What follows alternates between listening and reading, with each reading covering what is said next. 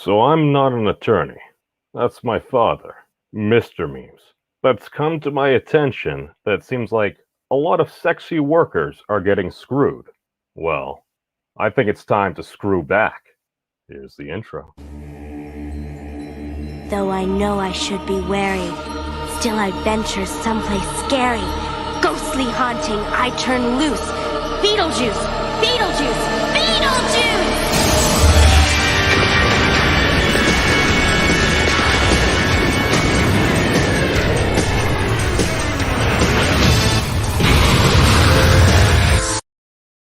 Hey guys, what's going on? Memes here.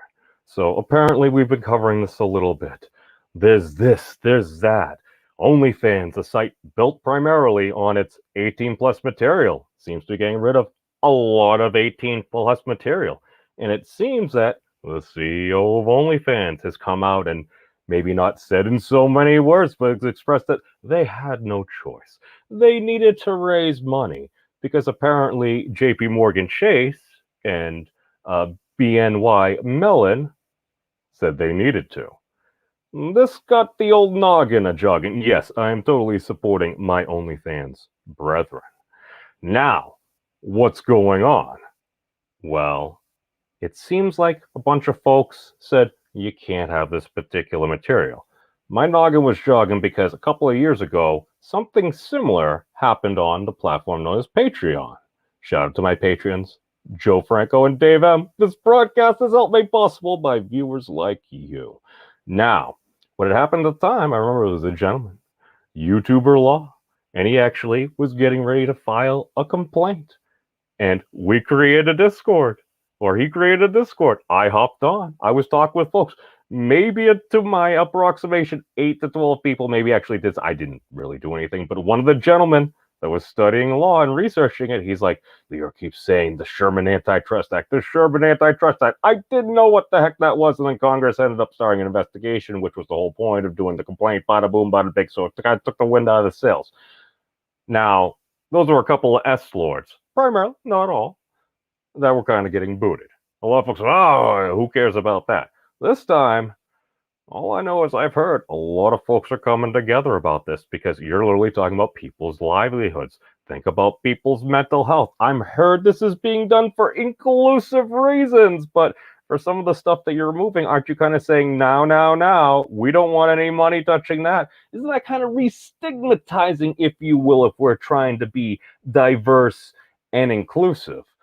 So I typed into the Google and the YouTubes the Sherman Antitrust Act. Again, I'm not an attorney, but I found this fascinating. Let's listen. Farmers are seeing kind of the brutal effects of the monopolization of the railroads, right? Oh. Farmers got to make a living, baby, and the railroads are overcharging them, and they're demanding some type of piece of legislation to deal with that. So in 1890, public pressure results in the passage of the Sherman Antitrust Act. Oh. Check out the words.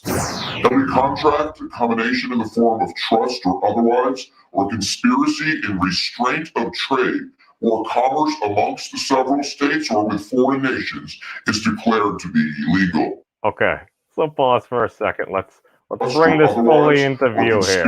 Let's read this together. Again, I am not an attorney, but I can read somewhat. Every contract, combination in the form of trust or otherwise, or conspiracy in restraint of trade or commerce among the several states or within the foreign nation or within foreign nations is declared to be illegal. That sounds rather explicit. Now, what ended up happening and it to be used for trade or legal. But basically what we're talking about is that if you have some type of business practices that is, or a trust or a car, also a section 2 that kind of makes it a felony to engage in this practice. But basically what we're talking about is that if you have some type of monopoly or a trust or a cartel or a combination of business practices that is getting in the way of competition fairly being able to compete with you as a competitor. For instance, you're fluctuating the price in order to kill a smaller business. Now, just for reference based upon my observation is, on YouTube, if a donation is made, the creator receives approximately 70 cents on the dollar. Within a lot of these different sites, it can be less. I believe OnlyFans is actually around 80% because it's more of a Patreon alternative. But once you go to Pornhub and other such locations, yes, I said the word. Yeah, you're talking between 20 to 35 cents very often, unless there's a very special link. Continue. Let's see what's used for. Or you're getting in the way of trade and you're only allowing partners to trade with you and nobody else. If you're doing these types of things and artificially affecting the marketplace by doing that to kill your competition, that ain't happening anymore. That's the idea. And if you have this illegal monopoly because interstate trade is being interfered with because of your manipulation or your mafia techniques, then bam, bam, bam, bam, bam. Again, I am not an attorney. Basically, he gets to the point where it was actually used against unions for a while, and I'm tired of seeing kind of like the small guy get screwed.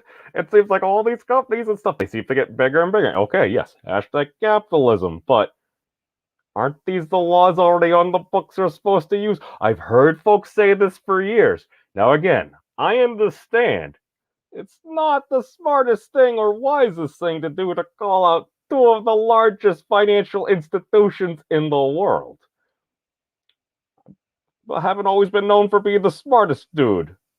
I'm just saying, most unpredictable. But we're done right that. So what we'll do is we'll pop over here. Welcome everybody. Thank you for joining me. And any lawmakers who may view this in the future, we want to be very inclusive here. We should show other people with respect, even if we disagree with them. All right, so we pop over to this window here. Let's take a quick look. Here's the FTC. Yes, every contract combination of this conspiracy and straight up. And any monopolization, attempted monopolization, or conspiracy or combination to monopolize. Go. Now, is that necessarily it? I don't know. But all I'm saying is, all right, JP Morgan Chase, $2.6 trillion of client assets under management, plus 100 global markets. They'll sound like foreign nations. We have 250,000 employees. Thank you for helping out. Here's BNY Mellon. By the numbers here, $45 trillion under custody and or administration. All figures as of June 30th, 2021. Fairly recently. $2.3 trillion under management in 35 countries across this world. It's very interesting. Now again, are we trying to get rid of the competition? I don't know. It kind of just sounds like, well, we only have so many payment processors. If two of the big ones are like, well, we'll bring you on. We'll loan you the billion in cash you want, but you gotta get rid of the folks that helped build that platform. I don't know. Does that seem to be a restricting of trade, if you would? Are these not larger individuals? Because remember, corporations are people, my friends. Restricting another individual, another person's ability to do trade. Kind of like maybe some of those railroads were doing with the farmers, charging them additional prices to provide processing for said services. I don't know. I'm not an attorney. And again, I apologize. This is an editorial. I should have listed this. Now, we pop over here. As we can see, OnlyFans CEO blamed his decision to ban porn on pushback from Bank of New York Mellon, JP Morgan, and Metro Bank. I apologize. We need to be inclusive here. We had no choice. This is from Business Insider. You can see from the points, OnlyFans was launched in London in 2016. That sounds like a foreign nation. OnlyFans CEO Tim Stokely said banks were to blame for his decision to ban porn. Stokely said BNY Mellon and JP Morgan created unfair obstacles due to OnlyFans' ties with sex work. I don't know. It's not like employment discrimination is illegal in New York. Again, I am not an attorney. I'm some shirtless dude on the internet reading stuff and things. Sex workers called out OnlyFans move to bar sexually explicit content starting October 1st. I have some contacts within the industry, and a lot of folks are really scared right now. Why might this be? Oh, what's this?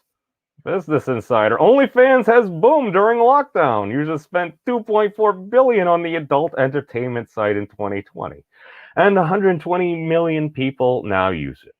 Now, full disclosure, I do have an OnlyFans. Aside from saying I like turtles or feet, I don't think there's really anything else there. I apologize for my lack of content. OnlyFans, the subscription site popular with adult content creators, has boomed during the pandemic. Transitions rose sevenfold to 1.7 billion euros, $2.4 billion across 2020. And numbers now exceed 120 million. Celebrities, musicians, and fitness professionals are joining the platform to monetize their social media fan base. Now, all I'm saying is, I thought I'd just been telling people it's a Patreon alternative. It's actually supposed to be the competition. It happened to grow, geared upon certain communities. We want to be inclusive, right? Because otherwise, that would be wrong. And maybe a felony. Again, I am not an attorney, but hey, peace out, everybody. Thank you all for watching. And no matter what happens, what rolls downstairs over and bears rolls over your neighbor's dog. What's great for a snack and fits on your back? It's log. Peace out, everybody. Have you guys checked out the Memes of Destruction's channel? He's an interesting dude. I like him.